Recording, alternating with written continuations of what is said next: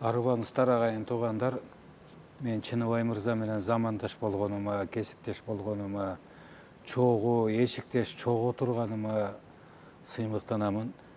Бул киши Кудай көп эң эле ченебей берген экен, талантты дагы, ишкердикти дагы, мамлекеттик кызматты дагы.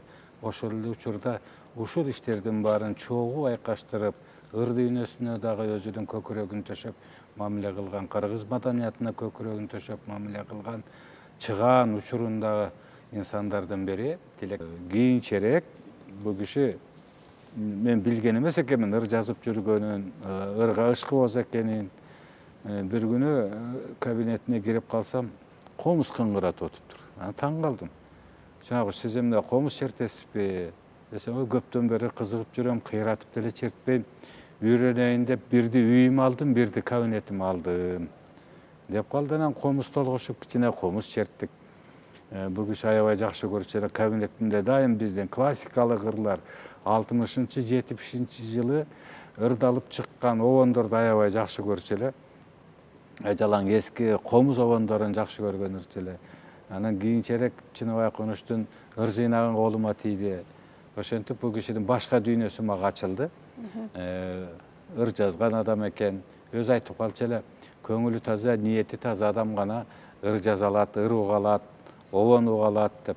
Анын сыңарындай ошол ак көңүл, бала кыял, сыртынан сүрдүү, олуттуу көрүнгөнгө аракет кылганы менен кымындай нерселерге өтө көңүл буруп, ошол ар бир ийгиликтүү бир 2 же 3 саап таап алса баладай кечке кубанып, бул жерин уктумбу деп. Өзгөчө башка бир акындардын ырларын окуп калса дагы, угуп калса дагы, алардын ийгиликтүү саптарына өзү таап алгансып кубанып, Карачай бул жерин деп ушундай сыймыктанып, ошол китепти колтуктап алып жүргөн киши. Эми ошол Чыныбай Акуныч элге таанылган учуру кандай болсо, өмүрүнүн акырына чейин эле ошол киши бойдон кетти. Бир да киши оозанган жок, бул өскөрүп калыптыр, жетигиндей болуптур деп. Чын эле эжекей айткандай, агала болуп Москва ичине ун жүктөп, ун ташыган мына жана ишкерликти кара таман менен, жон териси менен сезди да, өзү ташыды. Анан ташыган кандай экенин билди, өзү ун чыгарды, ун чыгаруу кандай экенин билди. Мен тамашалап айтып койчу элем, ун менен алектеген киши бул ыйык киши, тегирмен бул дөөтү, мунун касиети бийик. Тегирмендин таштары 1000 кылымдар бою бузулбай сактала берет.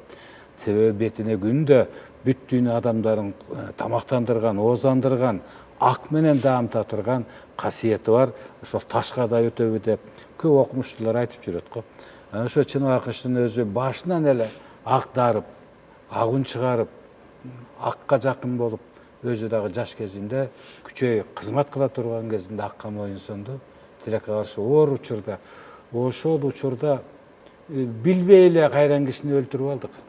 Кантип дарылайбыз, анан кайсы дарынаны пайдаланабыз деп баарыбыздын колубуз шалдырап эмне кылаарды билбей отурганда ошол учурдун зыяны болуп кетти да кайран киши.